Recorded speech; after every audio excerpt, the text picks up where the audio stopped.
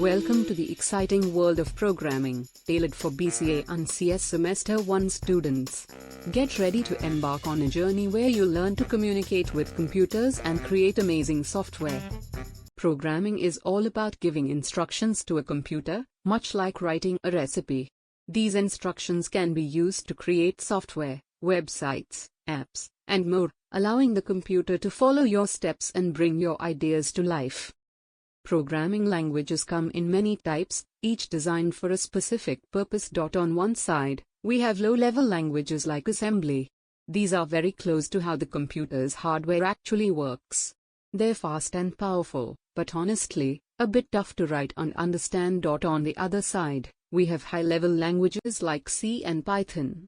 These are much easier to write, more readable, and feel closer to human language. Among them, Python really stands out. It's one of the most beginner-friendly languages out there. It's simple, clean, and used everywhere, from web development to artificial intelligence. So, whether you're just starting your programming journey or planning to build big projects, Python is a great place to begin. Programming languages can be compiled or interpreted, and understanding the difference is super important. A compiled language, like C, takes your entire code, processes it through a compiler, and turns it into an executable file. Think of it like baking a cake. You prepare all the ingredients, bake it once, and then it's ready to eat anytime. On the other hand, an interpreted language, like Python, reads and runs your code line by line. It's more like cooking live on a stove. You're constantly adjusting, tasting, and changing as you go. This means interpreted languages give you more flexibility and are easier to test and debug, especially for beginners. So if you want fast execution, compiled might be the way. But if you are learning or prototyping, interpreted languages like Python are a great choice. Setting up your programming environment is crucial.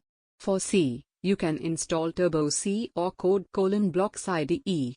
For Python, install Python and use VS Code or PyCharm.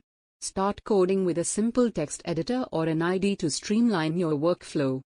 Let's dive into coding with the classic Hello World program. The first step in almost every programmer's journey. In C, we use the print function to display text.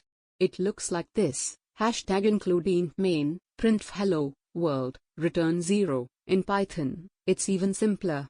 Just one line: print hello world. This small program does something big. It proves that your setup works, your code runs, and you've officially started programming. So go ahead, run your first line of code and see your message come alive on the screen. Variables and data types are fundamental in programming.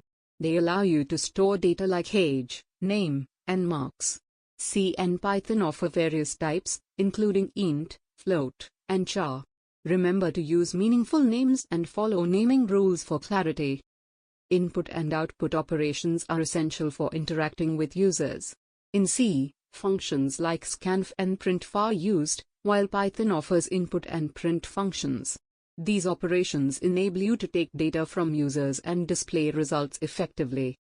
Now let's talk about something that makes your program smart: operators and control structures. Operators are like tools your code uses to calculate, compare, or make decisions. Arithmetic operators like plus, and, help with basic math. Relational operators like equals, let your code compare values.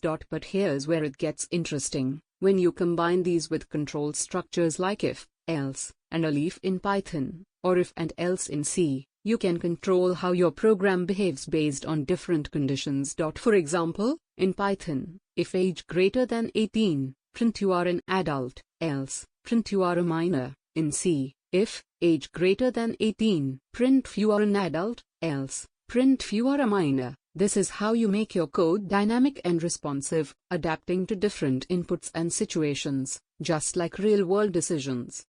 Loops and data structures like arrays or lists are some of the most powerful tools in programming.